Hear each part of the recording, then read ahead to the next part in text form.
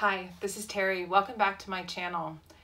You might notice I don't have a big, huge grin on my face like I normally do, and that's because I am sad, I am angry, I am scared, I am embarrassed to be an American today and this week. It has been an incredibly difficult week after an incredibly difficult 3.5 years. And you can do the math as to why it's been so incredibly hard. And just when I think we've come to a new bottom, we go even further down. And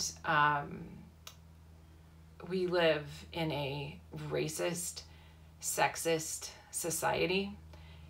We suffer from institutional and systemic racism that is causing many innocent lives. And while some people may be horrified to see Minneapolis on fire, to see the looters, to see the damage, I'm hoping that you're more horrified to see the killing of a man, George Floyd, who should not have died at the hands of a white police officer who has a history of incidents. My husband Zeke and I were out on a walk today, and I was just at a loss. And I'll talk in a few minutes about our conversation and where we kind of got to in terms of being more a part of the solution and not sitting idly by, because if we're not part of the solution, we're part of the problem. I got on the phone this morning with my friend Amen in Paris, and we quickly got to talking about this. And she is seeing from Paris and is just as horrified and just as frightened of the impact of not only what's happening here in the United States, but the ripple effect throughout the world. And the exporting of racism that she is seeing in parts of the EU that is being exported from the United States in ways that she hasn't seen them before. And we talked at length about, I talked about what I could do, what I wanted to do. Zeke and I talked about this as well. We want to go stand side by side with other white people, locking arms, protecting Black protesters. But in a time of a pandemic with a virus that is disproportionately affecting Black and brown people, it seems somewhat irresponsible to potentially cause a bigger health crisis for the people that we would want to help support and protect.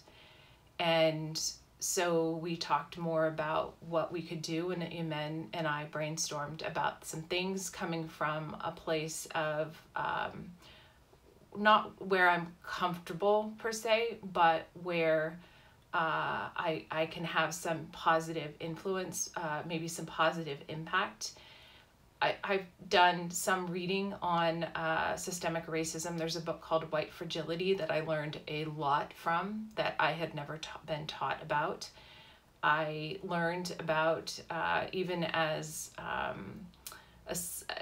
woman, where I see that there are challenges. I'm not a Black woman. I'm not a Black man. I'm not a brown woman. I'm not a brown man.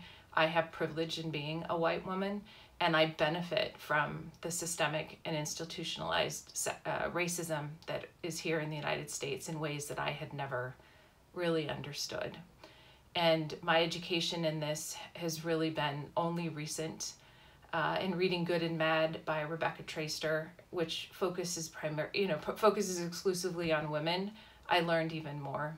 And I am continually trying to educate myself so that I can be part of the solution, as I said. And this is not to detract and make it about me at all. And that's the point. It's about doing what I can to be in service to others and to improve our society and make it more equitable and just for more than the few that are currently benefiting from it. And this is a hard thing to be in. It's a hard reality to face. While I feel helpless, I'm at least not afraid for my life if there are police involved. I mean, earlier on this week, a white woman in Central Park called the police because a black man dared to challenge her. And she has since lost her job. She's lost a dog. And the man, Christian Cooper, has been just so incredibly generous with his thoughts about her in a time when he had so much to lose in the event that the police showed up and assumed that she was the one who was speaking the truth. And as Will Smith, I've seen little things go around social media. He said, you know, racism's always been here. It's not growing. It's just being filmed. And I don't have all the answers on what I can and want to do about this. I am going to be putting together a blog post with various different resources, places that we can donate to. There are some funds being put together for bail money for some of the people who've been arrested in Minneapolis and other parts of the country that have had some what started to be peaceful protests that have turned. There are a number of places that we can do better, and this is one area. Money is power, and that is where I'm going to focus on trying to make a difference. And so the blog post I'm going to include books we can buy. There is a website that highlights Black woman-owned businesses where we can intentionally and actively support Black women-owned businesses. I think Zeke mentioned one about that supported just Black businesses. And this is not like charity. This is being intentional about purchasing, using your economic power to be more fair in, it's not even fairness, it's just being aware that there are other opportunities that are out there to purchase goods and services from people who may not look like us.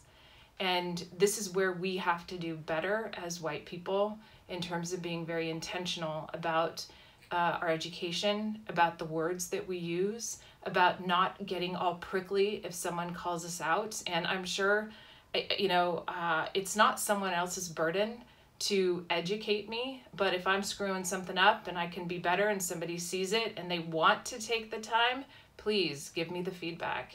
But as I saw on Jada Pinkett Smith's Red Table Talks, was it last year or the year before, it is not up to the oppressed, in this case Black people or brown people, to educate us white people on how to be better allies, how to do what we can to start to disassemble the institutional and systemic racism that exists, that we benefit from and we contribute towards probably unconsciously, and we have an obligation to do better by that. And as the woman and the expert in that particular Red Table Talk said, Google, there are plenty of resources out there. And I'm hoping to pull a number of those together in maybe a separate blog post, because I just want to make it easier. There are some that are on my reading list, and there are new ones that have been raised to my attention or brought to my attention that I want to go ahead and start taking a look at. I am going to do it from the lens of really supporting Black women, because I want to say my whole platform is really around supporting and advocating for women. And when I say women, I want that to be an inclusive and diverse set of women and people who identify as women, and include all of us in that in the category. And I'm going to screw up. I'm not going to know what I'm doing, but it's important for me to at least try. I can't continue to live in a society like this. So, Ray, I didn't really give you a heads up that this is what I was going to be talking about, but I can't watch the video of George Floyd getting killed, and I don't want to see any more videos like that come out. I don't want to see any more families impacted like that. I have friends with Black children, and I'm terrified for them. I'm terrified for their parents. I'm terrified for their siblings, and we can't let this keep going on. And if we don't do anything, we will be complicit in perpetuating this. So I ask you to get educated. I ask you to not put it out there as, I'm an ally and I'm here to help, tell me what to do. That's basically shifting the attention from the problem to you, and it serves no purpose other than to distract and probably frustrate. So I think, Ray, I know I haven't given you any sort of heads up on this at all.